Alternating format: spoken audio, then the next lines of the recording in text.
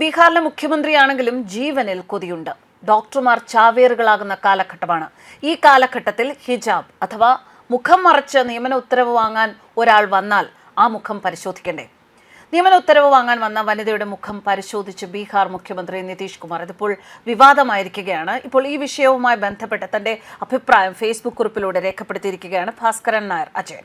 അദ്ദേഹത്തിന്റെ വാക്കുകൾ വായിക്കാം ആദ്യം. മുഖ്യമന്ത്രിയുടെ സെക്രട്ടേറിയറ്റായ സംവാദ് എന്ന സ്ഥലത്താണ് സംഭവം നടന്നത്. അവിടെ 1000-ലധികം ആയുഷ് ഡോക്ടർമാർക്ക് നിയമന ഉത്തരവുകൾ വിതരണം ചെയ്തു. മുഖം മുഴുവനായി മറച്ച് എത്തിയ നുസ്രത് പർവീന്റെ ഊഴമായപ്പോൾ മുഖം പുറത്തു കാണിക്കാത്തതുകൊണ്ട് 74 വയസ്സുള്ള മുഖ്യമന്ത്രി വളരെ വിഷമത്തോടെ ഇത് എന്താണ് എന്ന് ചോദിച്ച് ഇതാരാണ് എന്ന് ഉറപ്പുവരുത്തി. MBBS പഠിച്ച് ₹1,00,000 ശമ്പളമുള്ള പൊതുജനങ്ങളുടെ ചികിത്സ അഥവാ ആരോഗ്യ പരിപാലന ജോലി ചെയ്യാനുള്ള ഉത്തരവ് കൈപ്പറ്റാനാണ് യുവതി മുഖം മറച്ചു വന്നത് എന്നോർക്കണം. ഡോക്ടർമാർ ഡ്യൂട്ടി യൂണിഫോം ധരിക്കുകയും കൂടാതെ ആൺ പെൺ വ്യത്യാസമില്ലാതെ പ്രവർത്തിക്കുകയും ചെയ്യണമെന്നിരിക്കെ ഇത്രയ്ക്കും മതചുരുക്ക് പിടിച്ച് നടക്കുന്ന ആ യുവതി ഒരു മുഖ്യമന്ത്രിയുടെ മുന്നിൽ പോലും മുഖം മറച്ച് ഉത്തരവ് കൈപ്പറ്റാൻ വന്നു എങ്കിൽ സാധാരണ അല്ലെങ്കിൽ മറ്റു മതസ്ഥരെ ചികിത്സിക്കുമോ എന്ന കാര്യത്തിൽ സംശയങ്ങൾ ഉന്നയിക്കുകയാണ്.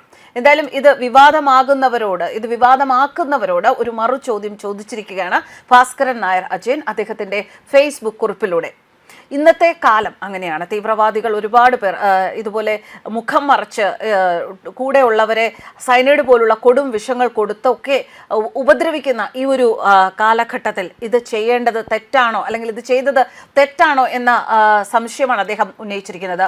ബീഹാർ പട്ന സെക്രട്ടേറിയറ്റിൽ ആയുഷ്, ആയുർവേദം, യോഗ, പ്രകൃതി ചികിത്സ, യുനാനി, സിദ്ധ, ഹോമിയോപ്പതി ഡോക്ടർമാർക്കുള്ള നിയമന കത്തുകൾ കൈമാറുന്നതിനിടെയാണ് മുഖ്യമന്ത്രി നിതീഷ് കുമാർ പുതുതായി നിയമിക്കപ്പെട്ട വനിതാ ഡോക്ടറുടെ ഹിജാബ് മാറ്റിയത്. ഇത് പുതിയ വിവാദത്തിന് തിരികൊളുത്തി. ലാലു പ്രസാദ് യാദവിന്റെ മകൻ തേജസ്വി യാദവിന്റെ നേതൃത്വത്തിലുള്ള രാഷ്ട്രീയ ജനതാദൾ എക്സിൽ പങ്കുവച്ച വീഡിയോയിൽ നിതീഷ് കുമാർ വനിതാ ഡോക്ടറുടെ ഹിജാബ് വലിച്ചു കീറുന്നു എന്നാണ് പറയുന്നത്. അദ്ദേഹത്തിന്റെ മാനസിക ആരോഗ്യ സ്ഥിതിയെ ചോദ്യം ചെയ്യുന്നതും ആ വീഡിയോയിൽ നമുക്ക് കാണാം.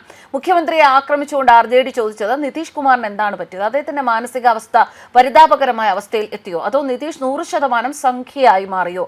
മുഖ്യമന്ത്രിയെ വിമർശിച്ച് കോൺഗ്രസ് രംഗത്തെത്തി. നിതീഷ് കുമാർ ഉടൻ രാജിവെക്കണമെന്ന ആവശ്യങ്ങൾ ഉയർന്നു. കോൺഗ്രസ് പാർട്ടി എക്സിനെതിരെ എഴുതി ഇത് ബീഹാർ മുഖ്യമന്ത്രി നിതീഷ് കുമാറാണ്. അദ്ദേഹം കാണിച്ചത് നോക്കൂ. ഒരു വനിതാ ഡോക്ടർ അവരുടെ അപ്പോയിന്റ്മെന്റ് ലെറ്റർ വാങ്ങാൻ വന്നു.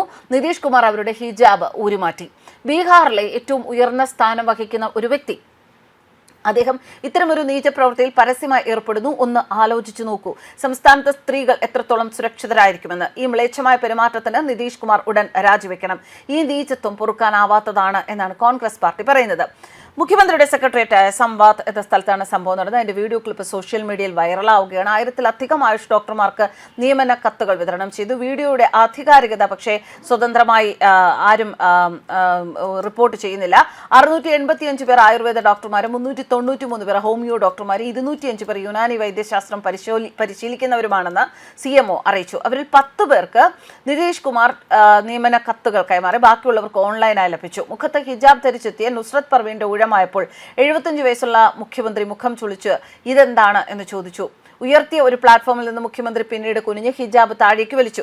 കൂടാതെ ഡൽഹി ഭീകരാക്രമണത്തിൽ 100-ലധികം ആൺ പെൺ ഡോക്ടർമാരാണ് ജിഹാദ് നടത്താനും സാധാരണ ജനങ്ങളെ കൊല്ലാനും പൊട്ടാസ്യം സൈനൈഡിനേക്കാൾ മാരക വിഷം മറ്റു മതസ്ഥരുടെ ഉത്സവകാലത്ത് ഭക്ഷണം കലർത്തി കൊല്ലാനും ഒക്കെ നടന്നത്.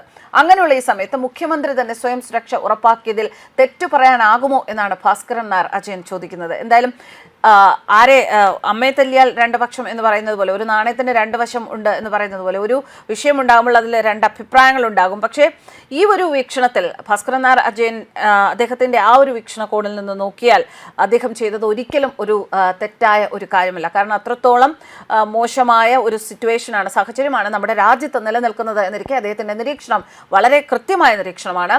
എന്നാൽ മതത്തെക്കുറിച്ചും അല്ലെങ്കിൽ അത് അവരുടെ ആചാരമാണ്, അത് അവരുടെ ശിരോവസ്ത്രം എന്ന് പറയുന്നത് അവരുടെ ആചാരത്തിന്റെ ഭാഗമാണ് എന്നൊക്കെ വാദിക്കുന്നവർ മറുഭാഗത്ത് നിലനിൽക്കുമ്പോൾ അദ്ദേഹത്തിന് തന്നെ ഇത് പെട്ടെന്ന് ഇങ്ങനെ ഒരു അനുവാദമില്ലാതെ അത് മാറ്റേണ്ട ആവശ്യമുണ്ടായിരുന്നോ എന്ന ചോദ്യവും പ്രസക്തമാണ്.